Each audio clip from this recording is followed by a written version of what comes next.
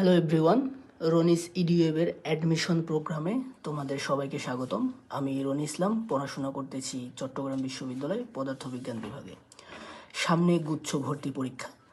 গুচ্ছ ভর্তি পরীক্ষাকে কেন্দ্র করে এখন থেকে প্রতিনিয়ত শর্ট ইফেক্টিভ ক্লাস রনিস ইডিওয়েবে তোমরা পাবা, যেখান থেকে তোমরা খুব সহজেই ইজিলি গুচ্ছের জন্য তোমাদের নিজেদের প্রস্তুতিকে অনেক স্ট্রংলিভাবে প্রিপেয়ার করতে পারবা।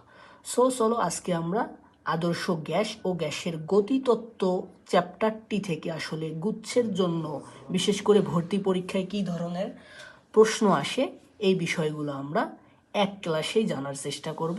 এবং আজকে আমরা আলোচনা করব থিওরিটিক্যাল পার্ট নিয়ে, এবং পার্ট 2-তে এই চ্যাপ্টারের ম্যাথমেটিক্যাল টাইপসগুলো নিয়ে আমরা আলোচনা করব।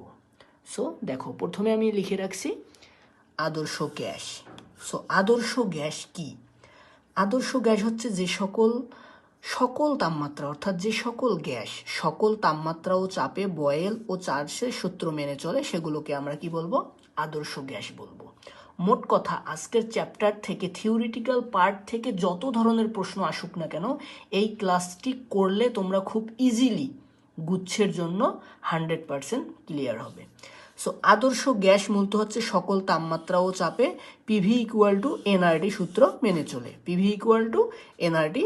মেনে চলে এবং আদর্শ গ্যাস সমূহর অভ্যন্তরীণ শক্তির আয়তনের ওপর নির্ভরশীল নয়। অবশ্যই থিওরিটিক্যাল প্রশ্নের জন্য এই বিষয়গুলো অনেক গুরুত্বপূর্ণ।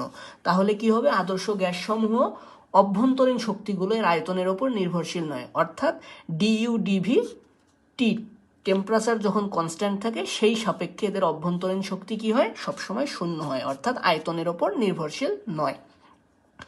পরম শূন্য তাপমাত্রা। পরম শূন্য তাপমাত্রায় কি হয় ভাইয়া? পরম শূন্য তাপমাত্রায় আয়তন, চাপ এবং গতিশক্তি সবসময় কি হবে? শূন্য হবে। আয়তন, চাপ, গতিশক্তি সবসময় শূন্য হবে। এই ডাটাগুলো অবশ্যই তোমাদের মনে রাখতে হবে। গ্যাসের সূত্র কয়টি ভাইয়া? গ্যাসের সূত্র হচ্ছে 3টি। একটা হচ্ছে বয়েলের সূত্র, একটা চার্লসের সূত্র, আর একটা হচ্ছে চাপীয় সূত্র। বয়েলের সূত্রে কি থাকে?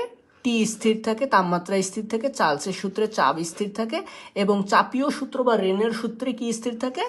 আয়তন স্থির থাকে। এই বিষয়গুলো তোমাদের মাথায় রাখতে হবে। আর হচ্ছে কি ভাইয়া? আমরা জানি পিভি ইকুয়াল টু এনআরটি সূত্র, যেটা হচ্ছে সকল তাপমাত্রা ও চাপে আদর্শ গ্যাস সমূহ এই সূত্র মেনে চলে। এখানে আর হচ্ছে সার্বজনীন গ্যাস ধ্রুবক, যার ভ্যালু হচ্ছে 8.314 জুল পার মোল পার কেলভিন, অথবা 0.0821 লিটার অ্যাটম পার মোল পার কেলভিন।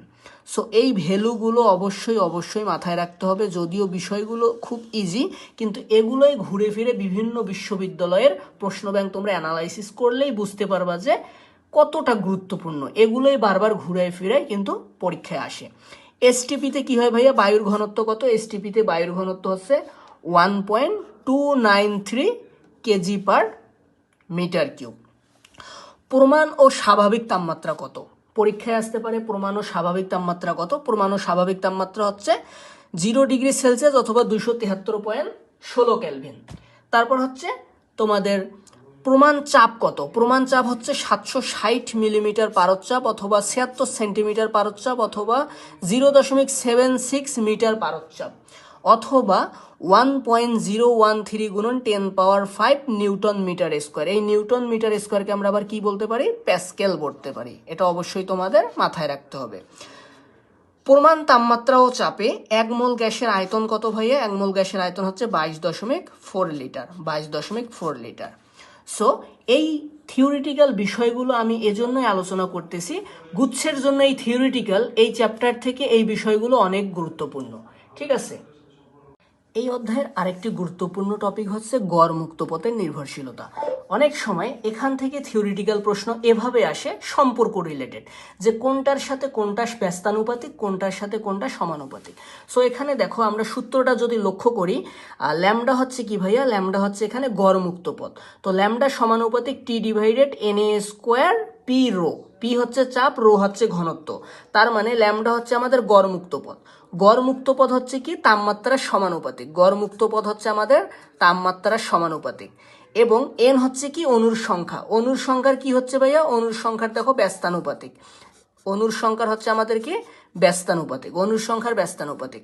এবং গড় মুক্তপদ দেখো, এটা হচ্ছে কি, এ হচ্ছে অণুর সংখ্যার ব্যাস, তাহলে গড় মুক্তপদ অণুর সংখ্যার ব্যাসের কি হচ্ছে, গড় মুক্তপদ অণুর সংখ্যার ব্যাসের হচ্ছে বর্গের ব্যস্তানুপাতিক।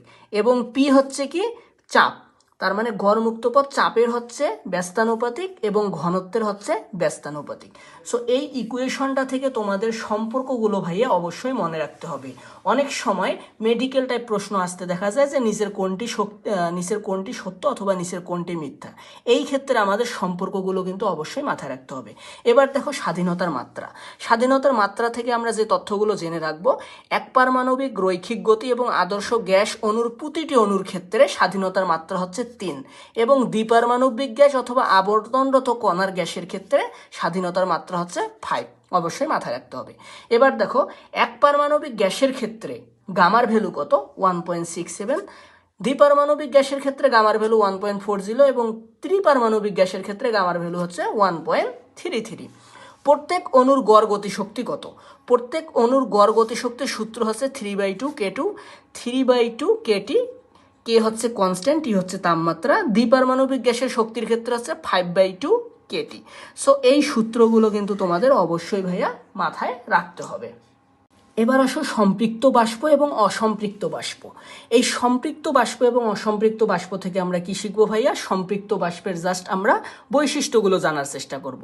যে কোনো একটা তোমরা বৈশিষ্ট্য মনে রাখবা, অপরটা হচ্ছে তার বিপরীত। তো সম্পৃক্ত বাষ্পগুলোর ক্ষেত্রে কি হয় ভাইয়া? এরা আবদ্ধ স্থানে কি হয়? তৈরি হয়। বয়েল এবং চার্লসের সূত্র মেনে চলে না। সম্পৃক্ত বাষ্প বয়েল এবং চার্লসের সূত্র মেনে চলে না এবং সাম্যাবস্থায় থাকতে পারে, সাম্যাবস্থায় থাকতে পারে, সর্বাধিক চাপ প্রয়োগ করে। তাহলে অসম্পৃক্ত বাষ্পগুলো কি হচ্ছে ভাইয়া? আবদ্ধ স্থানে তৈরি হয় না, বয়েল ও চার্লসের সূত্র মেনে চলে, সাম্যাবস্থায় থাকতে পারে না এবং সর্বাধিক চাপ প্রয়োগ করে না। সো একটা পার্ট মনে রাখলে আমাদের অপর পার্টটা এমনিতেই মনে থাকবে, কারণ একটা পার্ট অপর পার্টের বিপরীত। আর্দ্রতা। সো অবশ্যই তোমরা আর্দ্রতার সংজ্ঞাটা একটু দেখে নিবা বই থেকে। আর্দ্রতা মূলত কিসের ওপর নির্ভর করে? আর্দ্রতা মূলত 3টে বিষয়ের ওপর নির্ভর করে। 1 হচ্ছে পানির উৎসের উপস্থিতি, 2 হচ্ছে অক্ষাংশ এবং 3 হচ্ছে সমুদ্র পৃষ্ঠ থেকে উচ্চতার ওপর নির্ভরশীল। আর্দ্রতা মাপার যন্ত্রের নাম কি ভাইয়া? হাইগ্রোমিটার। আর্দ্রতা মাপার যন্ত্রের নাম হচ্ছে হাইগ্রোমিটার। হাইগ্রোমিটারের আবার কয়টা পার্ট আছে? হাইগ্রোমিটার হচ্ছে 4 ধরনের বা 4 পার্ট।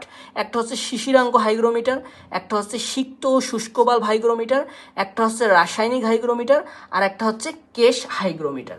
সো ওভারঅল এই চ্যাপ্টার থেকে যদি তোমরা এই থিওরিটিক্যাল বিষয়গুলো একটু দেখে নাও, এই ক্লাসটির পরে জাস্ট বইটা একটু রিডিং পড়বা, ইনশাল্লাহ থিওরিটিক্যাল পার্ট থেকে যদি আদর্শ গ্যাস ও গ্যাসের গতিতত্ত্ব থেকে যে কোনো প্রশ্ন আসুক না কেন, তোমরা খুব ইজিলি অ্যান্সার করতে পারবা।